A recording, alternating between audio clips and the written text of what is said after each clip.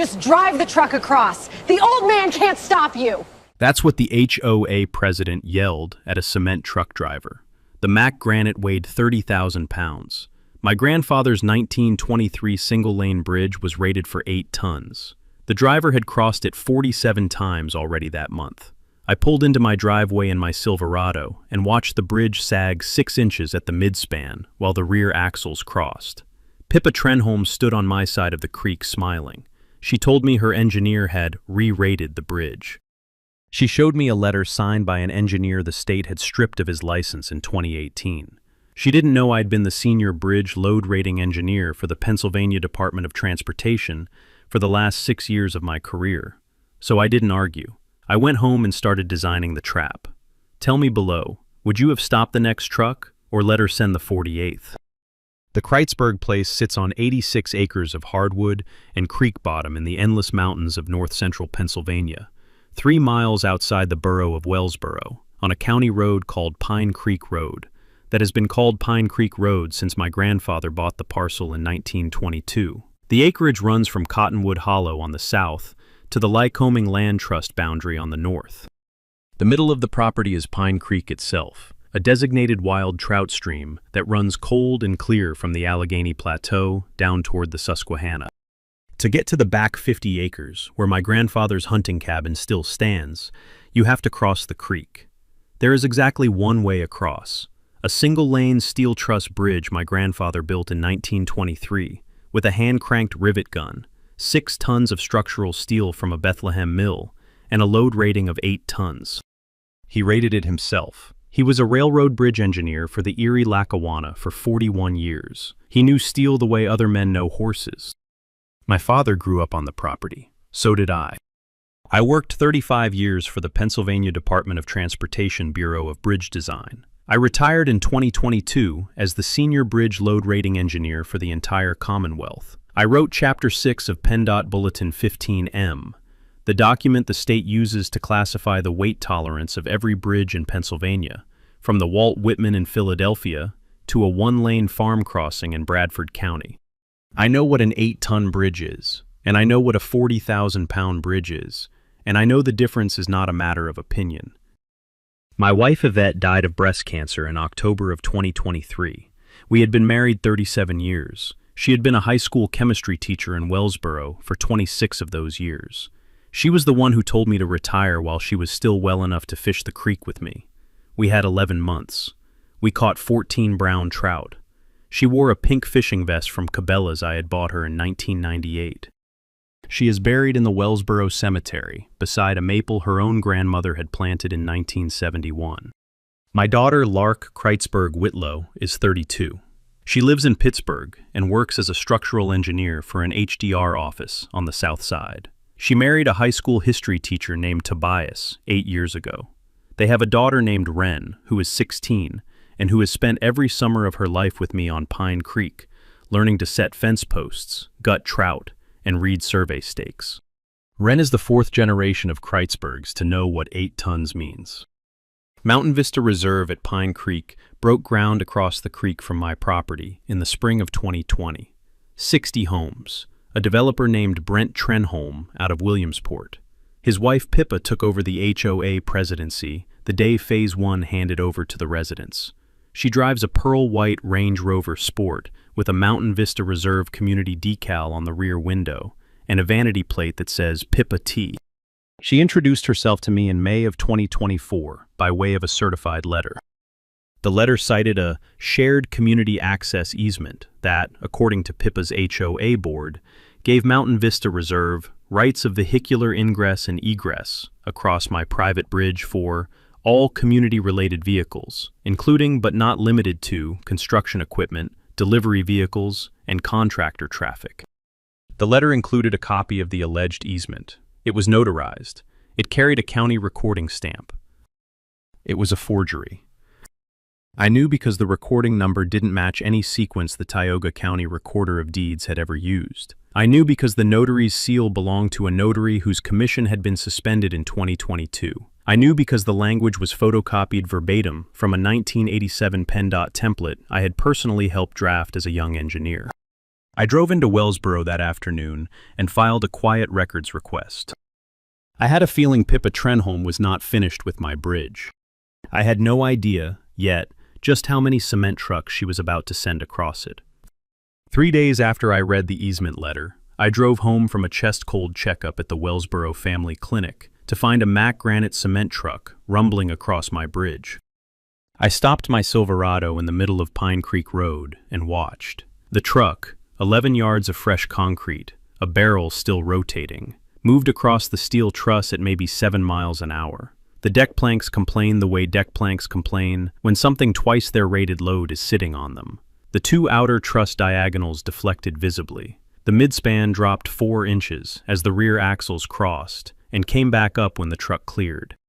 The driver waved at me from his cab. I waved back. I drove the last 300 yards to my drive and parked. Pippa Trenholm was standing on my side of the creek in her Range Rover idling beside her, in a turquoise Lululemon zip-up and white tennis shoes, holding a Yeti tumbler that said HOA Queen in glitter letters. She smiled. "Mr. Kreitzberg, good morning." "Mrs. Trenholm, your truck just crossed my bridge." "Our truck." "My bridge." She handed me a folded letter. "Brent's engineer re-rated the structure last fall. It's classified for 40 tons of dynamic load. We've been advised it's perfectly safe." I unfolded the letter. The letterhead said Mountain Ridge Structural Consulting. The signature block listed an engineer named Quint Voss, P.E., followed by the bogus PA license number 057-PE-2018. The bogus part wasn't the number itself. The bogus part was that I had personally testified at the Pennsylvania State Board of Engineering hearing in March of 2018 that sanctioned Quint Voss for falsifying a bridge load rating on a Forest County logging crossing. He had lost his license 11 months before he signed the letter Pippa was now handing me. I didn't say any of that. I folded the letter back up. I handed it back to her.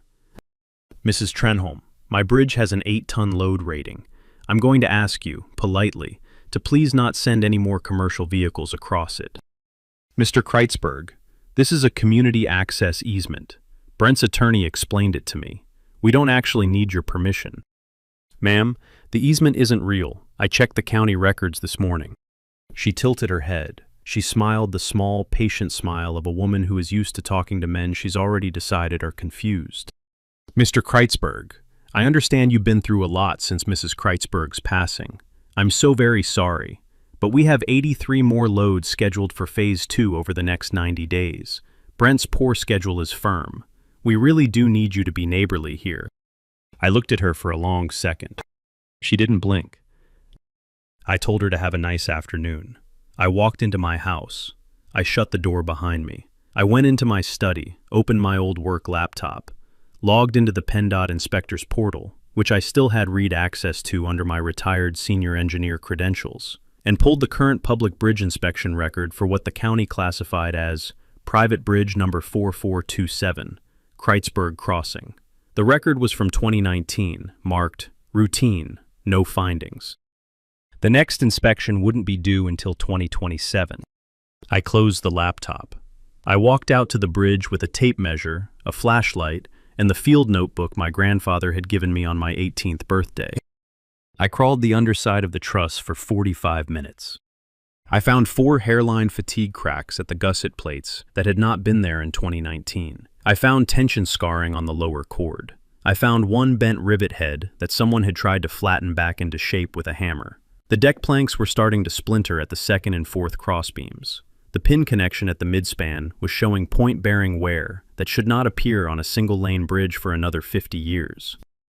The bridge had been hit hard, many times. I drove back into Wellsboro that afternoon and pulled a county GIS aerial timeline of my property. The aerial photographs were taken every quarter for tax purposes. I scrolled back 12 months. Mountain Vista Reserve Phase 2 had broken ground in March. Cement trucks had been crossing my bridge for 14 weeks. I counted them by counting the dirt tracks on the access road. 47. 47 cement trucks, 30,000 pounds each, on an 8-ton bridge. I drove home in the warm afternoon light. The creek was running gravel-bottomed and cold. A hen turkey crossed the road ahead of me. The smell of cut hay drifted up from the meadow across the way. The world was doing exactly what the world is supposed to do in north-central Pennsylvania in early June. I sat in the truck for a long minute and looked at the bridge my grandfather had built. Then I picked up the phone and called my daughter. Lark drove up from Pittsburgh that Saturday with Wren in the back seat and a hard-shell case of structural testing tools in the trunk. She is taller than her mother was, and quieter. She has Yvette's hands and my temper, which is to say she keeps her temper coiled like a clock spring and does not let strangers see her winded. She came up the porch steps and hugged me without saying anything. Wren followed with a Pittsburgh Pirates backpack and a sketchbook. We walked to the bridge. Lark spent 2 hours on it. She set up a portable load cell at the midspan. She measured the deflection on the lower cord with a precision dial indicator. She used a magnetic particle inspection kit she'd borrowed from her firm to check for crack propagation on the gusset plates. Wren held the flashlight at the angle Lark told her to hold it. When Lark was done, she walked back up the bank and sat on the porch steps with me and a glass of iced tea Yvette would have appreciated. Dad, the cracks at the north gusset are propagating. The pin at midspan is point bearing. That means it's already deformed, and it's redistributing load in a way the truss can't compensate for. The deck is at 56% of its 1923 design strength. I'd put this bridge at a current effective load rating of about 4.8 tons, not 8, 4.8. And if one more 30,000-pound truck crosses, it might hold, it might not. Worst case, the midspan sags, the pin shears, and the deck folds in half. The cables would hold the truck from going in the creek, but the bridge is done. I looked at my granddaughter, sketching a great blue heron at the edge of the creek. I asked Lark to write up her findings. I asked her to seal them with her PA professional engineer stamp. She did it that afternoon at my kitchen table, on the same paper my own father had used to draft the 1971 truss reinforcement plans. I emailed the report to Pippa Trenholm that night. I copied her husband. I copied the Tioga County Conservation District. I copied the Pennsylvania Fish and Boat Commission. I copied the local township supervisor, a man named Doyle Spangler, whom I had known since 5th grade and who, as I would soon learn, had been getting kickbacks from Brent Trenholm since 2021. Pippa did not write back.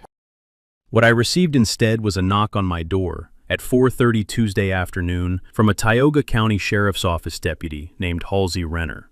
He was 23 years old. He apologized before he said hello. He had been dispatched on a harassment of a community official complaint filed by Pippa Trenholm. Sir, the complainant says you've been sending threatening engineering communications to her HOA board and copying state agencies in a manner intended to interfere with her business operations. I asked him if he had read the reports. He hadn't. I gave him a printed copy. I asked him to read it on my porch. He sat down. He read it. He looked up. Sir, this says cement trucks are crossing your bridge. They have been, every day, 47 so far. He sat with that for a moment. Then he stood up.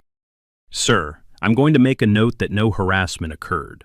I'm going to file my own report with the county on what I just read. And I'd appreciate it, off the record, if you'd consider calling PA State Police organized crime. There's a detective there named Marin Kessler who works development fraud. I thanked him. He drove away. That night, Wren sat with me on the porch and asked one question. Grandpa, why doesn't she just go around? I thought about it for a long second. Bud, because going around costs Brent Trenholm $340,000 in Hall Road bonding fees, and he doesn't want to pay it. She thought about that. She said, so she's stealing the bridge. She's wearing it out and not paying for it. Same thing. She nodded. She drew her great blue heron. The sun went down behind the ridge. A barred owl called from the hemlocks across the creek. I sat there with my granddaughter and let myself feel angry for exactly 1 full minute. Then I went inside and called Detective Marin Kessler. Pippa Trenholm shifted gears the following Monday. The cement trucks started crossing at 6 in the morning and at 4 in the afternoon. 2 pours a day, 2 trucks per pour. Brent had moved the Phase 2 foundation schedule from twice weekly to 4 times weekly. The drivers were a rotating crew of subcontractors out of Lock Haven, who I assumed had been told the bridge was rated for 40 tons, and asked no further questions. I documented every crossing with the trail camera Lark had installed on the maple beside my front porch. On the third day of the new schedule, a Tioga County certified letter arrived in my mailbox. It was a private nuisance claim filed in the Tioga County Court of Common Pleas. Mountain Vista Reserve HOA versus Otis Kreitzberg. The HOA was alleging I had been obstructing community ingress and egress by posting inaccurate engineering signage. Specifically, the 8-ton limit sign my grandfather had bolted to the South Bridge approach in 1923, and that had been hand repainted by my father in 1968. The HOA was seeking an injunction to compel me to remove the sign. The hearing was scheduled for 6 weeks out. I forwarded the filing to Bram Vandermeer, a Pittsburgh property attorney Lark had used on 3 other matters in her career, and who, when I called him, did not bother to charge me a consultation fee. Bram read the filing twice. He laughed twice. He said one sentence. "Otis, this is the kind of filing you frame on your wall after you've won the case." He told me to do nothing for 10 days. He told me to keep documenting. He told me to be on his couch in Pittsburgh on the following Thursday. 2 days after the filing arrived, Ren and I were on the porch, eating sandwiches, when we heard the bridge. It is hard to describe the sound an overloaded steel truss bridge makes when it crosses the threshold of its own design strength. It is not a crack. It is not a scream. It is a low metallic groan that registers in the deck of your sternum before it registers in your ears, the kind of sound you feel in your back teeth. Ren dropped her sandwich. We walked to the bridge. A cement truck, a 30-yard, fully loaded Mack Granite, was 3/4 of the way across. The deck had sagged 8 inches at the midspan. The truck was crawling at 4 miles an hour, the driver's face white through the open window. The lower cord on the upstream truss was visibly bowed. I could see daylight between 2 of the deck planks at the 3rd crossbeam, where there had been none the day before. The driver got across. He stopped on my side. He climbed down. He walked to the truss. He looked at the bowed cord. He looked at me. "Sir," he said, "Sir, I don't know what I just drove over, but I'm not driving over it again." I asked him his name. He gave it. I asked him who hired him. He said the dispatch came from Trenholm Mountain Properties, and that the engineer's letter he had been shown said the bridge was rated for 40 tons. I told him the bridge was rated for 8. He turned the color of old chalk. He climbed back into his cab. He drove away. I learned later that he refused to dispatch another load to that address and got fired the next morning. Ren sat on the bridge approach for a long minute. She looked at the bowed cord. She looked at me. She had her mother's stubborn left eyebrow, and her great-grandmother's chin, and a 38-inch reach with a fly rod, and she said, "Grandpa, she's going to kill someone." I told her she was probably right. I told her to go inside. That afternoon, I drove into Wellsboro and visited the Tioga County Recorder of Deeds. I pulled the records for every conservation easement, lien filing, building permit, and supervisor signature attached to Doyle Spangler over the previous 10 years. I found 4 building permits Doyle had signed for Trenholm Mountain Properties between 2021 and 2024, 3 of which had been issued without the standard PennDOT Hall Road impact review. I found 1 signed conservation easement waiver that should never have been waivable. I found 3 deposits into Doyle's personal account at Citizens and Northern Bank, $8,500 each, 3 months apart, that matched exactly to the dates each of those permits had been signed. I made photocopies. I drove home. I locked the photocopies in the floor safe my father had installed under the den rug in 1979. Then I went out to the porch and called Lark. I told her it was time. I spent the next 9 days in my father's old engineering office in the upstairs back bedroom, the one that overlooks the creek and that Yvette had refused to redecorate because the original 1971 wallpaper had been her father-in-law's choice. I worked with the door closed. I worked with the curtains open. I worked with 3 monitors I had run off a battery backup so I wouldn't have to listen to the cement trucks all the way down on the creek. I pulled every PennDOT permit Mountain Vista Reserve had filed in Tioga County between 2020 and 2024. I cross-referenced them against the Haul Road bonding records the state requires for any commercial construction project that uses more than 10,000 cubic yards of fill material. By Pennsylvania law, a developer must post a bond, usually around $4,000 per haul mile per quarter, to cover the wear and tear commercial vehicles inflict on public infrastructure they use to reach a project site. Brent Trenholm had posted bonding for the official haul route, the 12-mile run from U.S. Route 6 down to the Phase 2 construction entrance. He had not posted any bonding for the 8-mile shortcut across my bridge. The savings on that shortcut, calculated against the truck traffic on his Phase 2 schedule, was $340,000. I pulled the notary commission records for the seal on the easement document Pippa had handed me. The notary was a woman named Reba Whitcomb out of Mansfield. Her commission had been suspended on February 14th of 2022 for fraudulent acknowledgments on 3 real estate transactions. The seal Pippa had used was a scanned image lifted off a 2019 deed. I pulled the civil court records for Brent Trenholm and Trenholm Mountain Properties LLC in Pennsylvania. I found 2 prior cases, one in Sullivan County in 2018, settled out of court for $160,000 after Brent's crews damaged a Sullivan County bridge with overweight trucks. One in Forest County in 2020, settled for $200,000 after Brent diverted construction runoff into a designated wild trout stream. The man had a pattern. I pulled the Pennsylvania Department of Environmental Protection sampling records for Pine Creek. The DEP had sampled the creek bed 70 yards downstream from my bridge in May.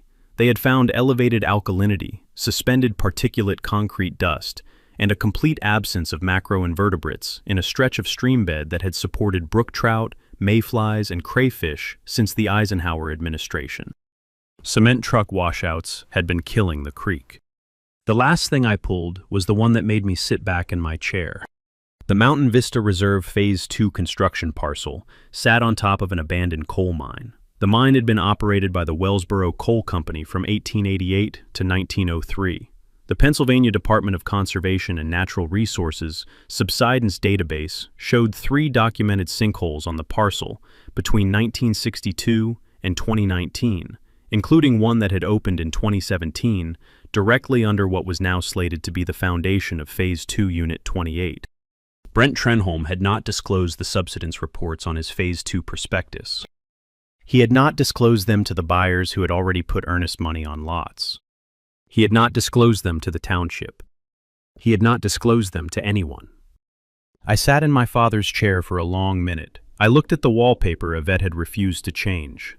I looked at the framed photograph of my grandfather standing beside the bridge in 1923 with a leather tool belt and a rivet gun and a face full of summer sweat.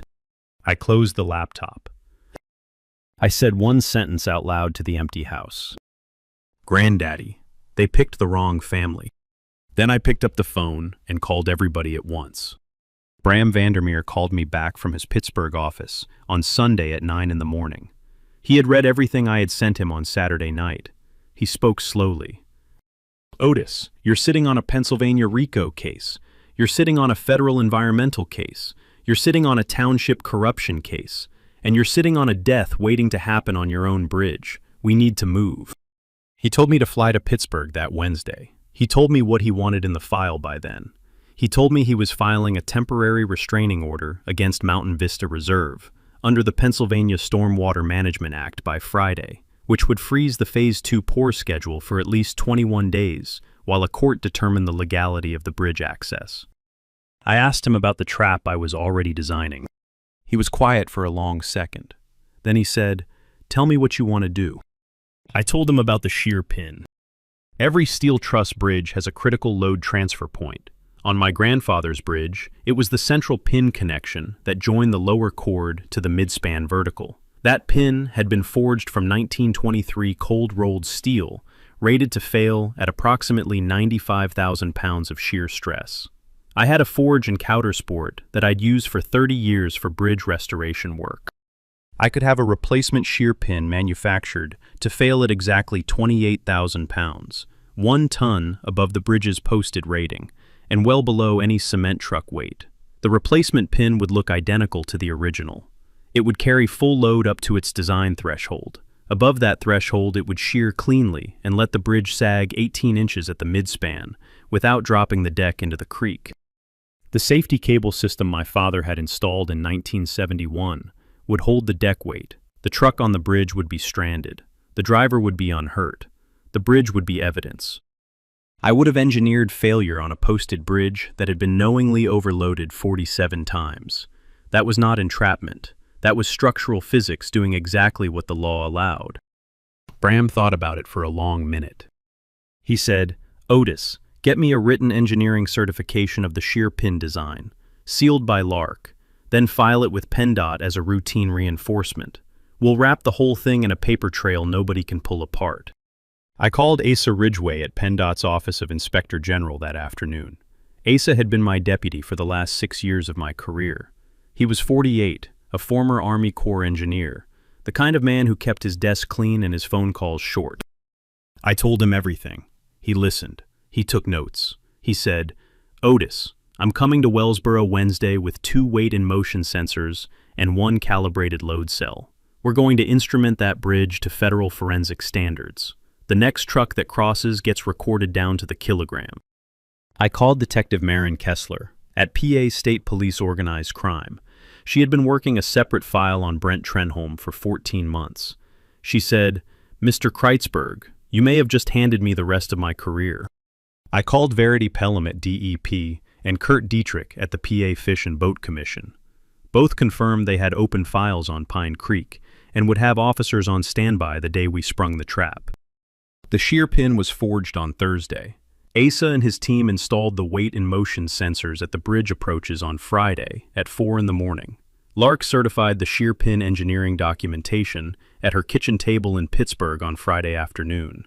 I drove to Coudersport that weekend, picked up the pin, and replaced the original at the midspan on Sunday, alone, with a chain hoist, in the kind of focused silence I had not felt since I'd retired.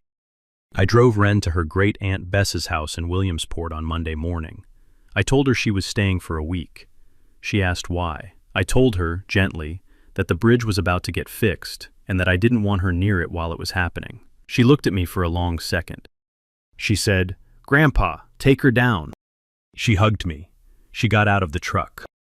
Lark drove up from Pittsburgh Monday night with a black coffee and her own load gauge. She slept in her old bedroom. The wallpaper was the same. The lamp was the same. The window still rattled when the wind came up the creek. Tuesday morning, Brent's Phase 2 pour schedule called for 14 cement trucks. The first one was due at 9:15. I was on the porch at 6 with a thermos of black coffee and the field notebook my grandfather had given me on my 18th birthday. The trap was set. The state was waiting. The bridge was ready. In the 7 days between the midpoint and the morning of the trap, Pippa Trenholm made 4 serious mistakes. The first arrived on Monday afternoon in another certified letter. A retaliatory civil suit filed in Tioga County Court of Common Pleas. Trenholm Mountain Properties LLC versus Otis Kreitzberg. The complaint sought $1.4 million in damages for tortious interference with business expectancy. Brent's lawyer claiming that my posting of the 8-ton sign and my engineering reports had caused his Phase 2 construction schedule to be wrongfully obstructed. The filing attached the same forged easement document Pippa had handed me in May. It also attached a sworn affidavit from Pippa stating that I had been behaving erratically in the wake of Mrs. Kreitzberg's death and was no longer competent to manage agricultural infrastructure. I forwarded the filing to Bram. He emailed back 6 words. That affidavit just became Exhibit A. The second mistake arrived on Tuesday morning when Doyle Spangler, township supervisor, called a special township meeting and proposed an emergency resolution invoking Section 1102 of the Pennsylvania Second-Class Township Code. Doyle's resolution sought to declare my private bridge a matter of regional commercial necessity and to authorize the township to assume operational control of the structure under a public interest-taking provision. The reality was that Section 1102 had no such provision. The reality was that no Pennsylvania township in the modern history of the Commonwealth had ever invoked Section 1102 to take private bridge infrastructure for the convenience of a private developer. The resolution passed 3-2 anyway. Doyle's 2 voting allies were also on the Mountain Vista Reserve HOA Welcome Committee.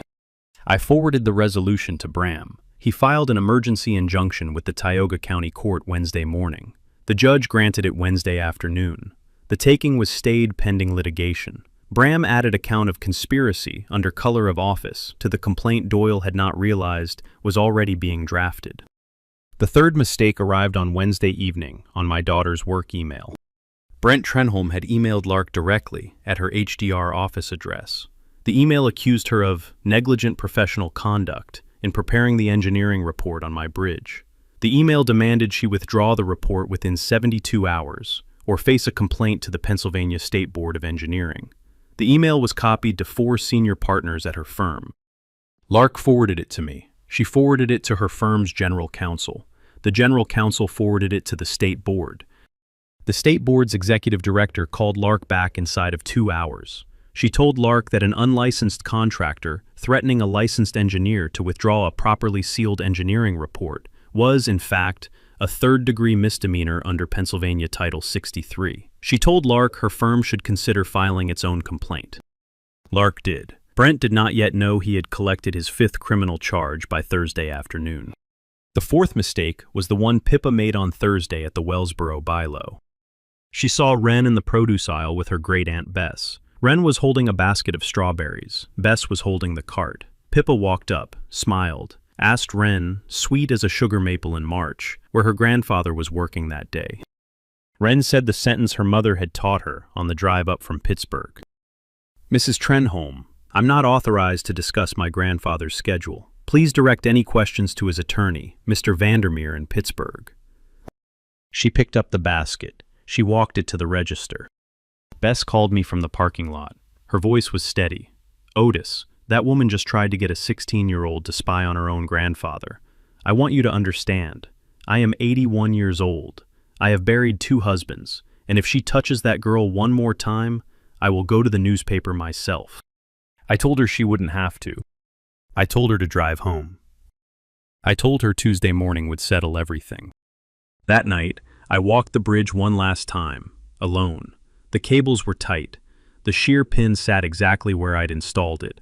The weight and motion sensors blinked their tiny green LEDs from their hides under the deck timbers. The trail cameras had a clear sightline to the entire span. I sat at the south approach, on the cool steel of the railing my grandfather had cut to a 14-degree angle in 1923 because, as he once told my father, a man who can't lean on his own bridge has built it wrong. The barred owl called from the hemlocks. The creek ran cold under my feet. The bridge was ready. So was I. Tuesday morning at 5:56, Lark came down the stairs in jeans and a pirate's hoodie, with a coffee in one hand and her load gauge in the other. She kissed me on the cheek, the way she used to kiss her mother on the cheek. She went out to the porch. I poured 2 more cups. I joined her. The sun came up over the ridge at 6:13. The light hit the upper chord of the bridge at 6:18 the way it does every June. The fog on the creek lifted in long, slow ribbons. A wood thrush sang in the hemlocks. The air smelled like pine duff and cold water. I picked up my radio at 7:30. Asa Ridgway answered on the first squelch. He was parked in an unmarked PennDOT pickup 900 yards down Pine Creek Road, behind the maintenance shed at the township salt pile. He had his weight in motion data feed live to a laptop in his cab. He had a second laptop streaming the trail camera footage. He confirmed all systems green. Detective Maren Kessler answered on the second squelch. She was parked half a mile up the county road with 3 troopers and an unmarked Crown Victoria. She confirmed all units in position. Verity Pelham from DEP confirmed she was waiting at the Phase 2 construction entrance, with a stop work order and 2 enforcement officers. Kurt Dietrich from PA Fish and Boat confirmed he was downstream of the bridge with a sediment sampling team. Bram Vandermeer confirmed he was 3 miles out on US Route 6 in a black Audi with the original 1923 bridge plans in a sealed acid-free folder. At 8:57, the first cement truck rolled past Ace's location. It was a 30-yard, fully loaded Mack Granite, Pennsylvania license plate ZRB 4470. The driver was a man I had not seen before. He was wearing a yellow safety vest. He had the radio on. The barrel was rotating. Asa came over the radio. Otis, 2 minutes. At 9:13, the truck appeared at the south approach to the bridge. The driver slowed. He looked at the 8-ton sign. He looked at the bridge. He looked at his GPS. He looked at the bridge again. He shifted into low gear. He crawled forward. The weight and motion sensor at the approach pinged Asa's laptop. The truck weighed 61,400 pounds, 30.7 tons. The truck rolled onto the bridge. The first axle, the second axle, the third. The barrel passed the midspan. The shear pin held. The trailing axles passed the midspan. The shear pin held. I looked at Lark. She looked at me. The truck was 3/4 across. And then the rear axles hit the critical center load point at exactly 9:15 and 22 seconds. And the shear pin did exactly what I had designed it to do, 63 years after my father had installed the cables, and 102 years after my grandfather had set the first pin in cold rolled steel. The midspan of the bridge dropped 14 inches in a single soft motion. The cables caught, the deck held, the truck stopped. The driver was thrown against his shoulder strap, but not hurt. He sat very still for 2 full seconds. Then he opened the door, climbed down onto the canted deck, walked carefully back along the planks to the south approach, and stood on solid ground, breathing hard. He looked at me on the porch. He gave me a single nod. He sat down on the bank of the creek and put his head in his hands. I keyed the radio. Asa, we're live. Asa came back. Logged, time-stamped, weight verified, photographs taken, we're moving. I keyed the second channel. Detective. Maren Kessler came back. On it. She and 3 troopers turned out of their staging position and rolled down Pine Creek Road toward my driveway. At 9:16, Pippa Trenholm's pearl-white Range Rover came skidding around the bend in a cloud of dust. She got out, mouth open, tablet in hand, glittered Yeti tumbler in the cup holder. She saw the truck on the bridge. She saw the bowed deck. She saw the driver on the bank. She turned to me and she said one word. Brent. Brent's silver Ford Expedition came down the road behind her 3 seconds later. They were both on my side of the creek. They were both on camera. They were both about to be arrested. I sat on the porch beside my daughter, with my coffee gone cold, and looked at the bridge my grandfather had built in 1923, and thought, Granddaddy, I think we held. Bram Vandermeer's black Audi pulled up the driveway at 9:21. He stepped out in a navy suit, no tie, carrying a sealed, acid-free folder and a leather litigation case. He nodded at me. He walked across the gravel toward Pippa Trenholm. Detective Maren Kessler and 3 troopers in PA State Police Gray followed him on foot. Pippa held up her tablet. This is private property. You can't be here. I'm calling Doyle. Mrs. Trenholm, Maren said. Supervisor Spangler was arrested at 6 this morning by FBI agents at his home for federal wire fraud and conspiracy to defraud the Commonwealth of Pennsylvania. Pippa's mouth closed. Maren turned to Brent. Mr. Trenholm, Mr. Verity Pelham of the Pennsylvania Department of Environmental Protection is at this moment executing a stop work order at your Phase 2 construction site. Officers from the PA Fish and Boat Commission are downstream, sampling for criminal-level water quality violations. PennDOT Office of Inspector General is impounding the cement truck currently stranded on Mr. Kreitzberg's bridge. We are also serving you with a federal subpoena for the construction records of all 47 prior crossings. Brent did not speak. Maren turned to Pippa.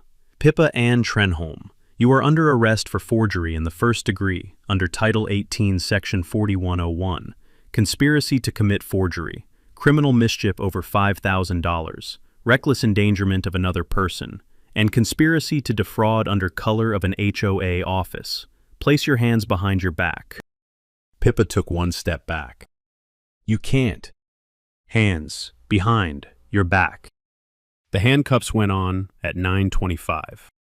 Brent Trenholm was placed in handcuffs by a second trooper 12 seconds later, on charges that included those above plus environmental crimes under Pennsylvania Clean Streams Law, fraudulent disclosure under the PA Real Estate Licensing and Registration Act for failing to disclose the coal mine subsidence, and one count of bonding fraud against PennDOT. The driver of the cement truck, who turned out to be a subcontractor named Bart Pellegrin out of Lock Haven, and who was, like the driver before him, not a willing party to any of this, was given Verity Pelham's card and a soft instruction to stay on the bank until federal investigators could take his statement. A KDKA Pittsburgh news truck.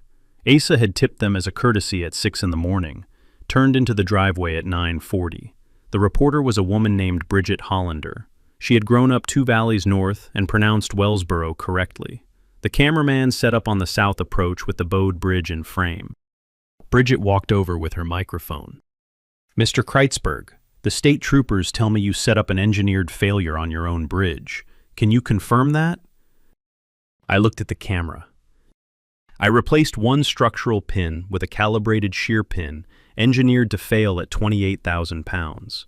The bridge has a posted load rating of 16,000 pounds. 47 cement trucks weighing 30,000 pounds or more had crossed it in the last 14 weeks. The HOA had been warned in writing. The trucks kept coming. The bridge could have collapsed on a third party at any time. I let it fail on schedule, under control, with no one in the creek." "And the documentation?" "Sealed engineering certification by a licensed PA structural engineer. Filed with PennDOT before installation. Trail cameras. Weight in motion sensors. The State Inspector General's office instrumented the bridge to federal forensic standards. Every truck that crossed is on the record." Bridget nodded. "Mrs. Trenholm, over there, in handcuffs. What would you say to her if you could say one thing?" I thought about it for a long moment. I walked across the gravel to where Pippa stood between 2 troopers. I held out a printed copy of a document Asa had brought me from his truck at 5 that morning. PennDOT Bulletin 15M, Chapter 6, Bridge Load Classification Standards. I held it where the camera could see the cover. "Ma'am, I wrote this chapter. I wrote it in 1998. I was the senior bridge load rating engineer for the entire Commonwealth of Pennsylvania for the last 6 years of my career. You should have read it before you drove 47 cement trucks across an 8-ton bridge." I handed her the document. She did not take it. The trooper on her right took it for her.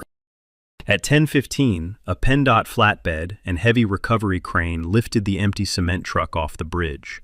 The shear pin was photographed in place. The bridge was officially closed. At 11:30, the FBI confirmed Doyle Spangler had been booked into the Tioga County Jail. At 1, DEP shut down all of Phase 2. The coal mine subsidence reports were unsealed by court order. At 3, the HOA board called an emergency meeting. By 7, all 7 members had resigned. By midnight, the operation was over. I sat on the porch with Lark and a fresh pot of coffee and watched the moon come up over Pine Creek. The barred owl called twice from the hemlocks. The cold air smelled like pine needles and tin. Lark said one sentence. "Dad, Grandfather would have liked today." I said, "Bud, he'd have laughed his head off." Pippa Trenholm pleaded guilty to a consolidated state and federal package in November. 4 years in the state correctional institution at Cambridge Springs. 2 before parole eligibility.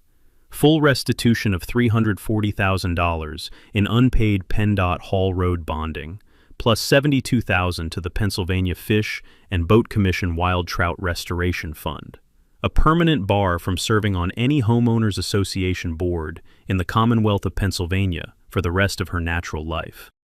Brent Trenholm pleaded guilty in February to 12 counts spanning RICO racketeering, environmental crimes under the Pennsylvania Clean Streams Law, 4 counts of bonding fraud, 2 counts of fraudulent disclosure under the Real Estate Licensing Act, and reckless endangerment. 7 years in federal custody at FCI Schuylkill. The court ordered $4.7 million in restitution distributed to the 17 Phase 2 earnest money depositors who had been deceived about the coal mine subsidence. Trenholm Mountain Properties LLC was dissolved. Doyle Spangler pleaded guilty to wire fraud and conspiracy. 18 months federal. He was disbarred from holding any Pennsylvania public office.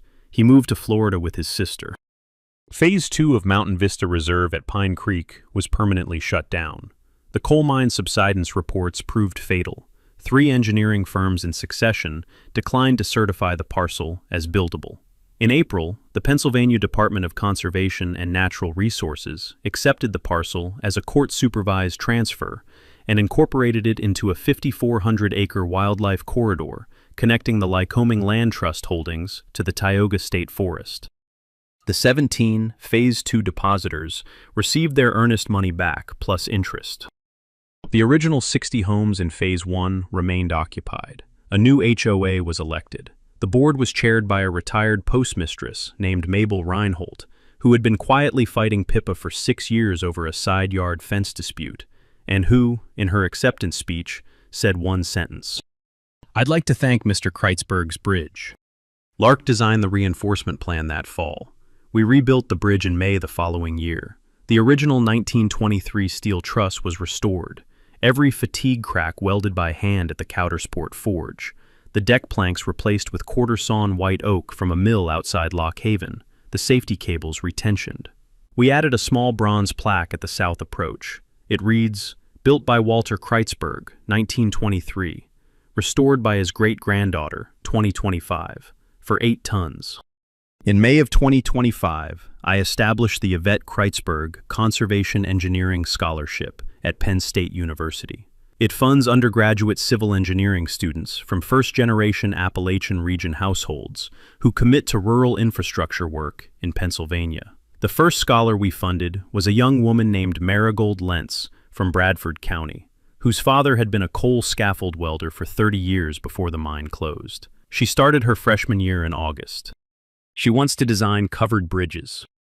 Wren spent the following summer at the Coudersport Forge as an apprentice.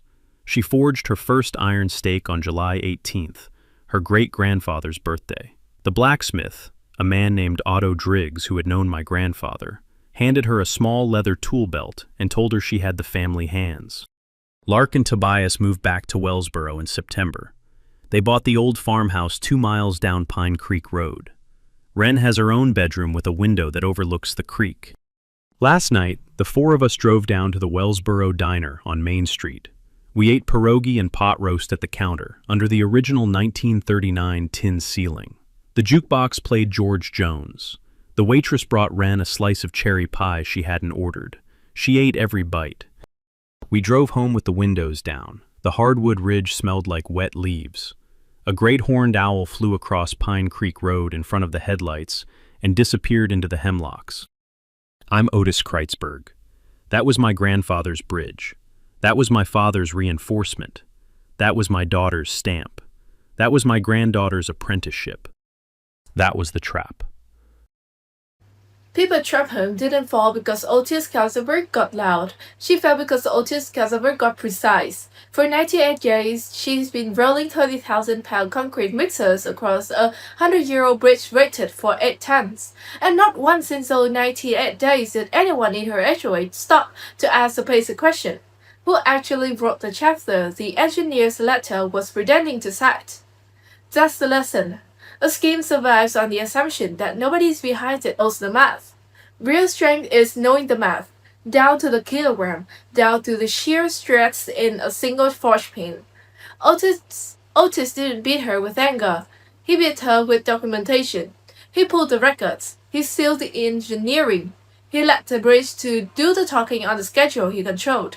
Other cameras he installed, with a state inspector in position and a court order in his attorney's briefcase. If you ever had an HOA decide they could wear down something you owned without paying for it, drop a story in the comments. We're here each other. Hit subscribe for more. Next week, we head to coastal North Carolina where an HOA tried to bulldoze a man's family's cemetery. Turns out, the man was the state archaeologist.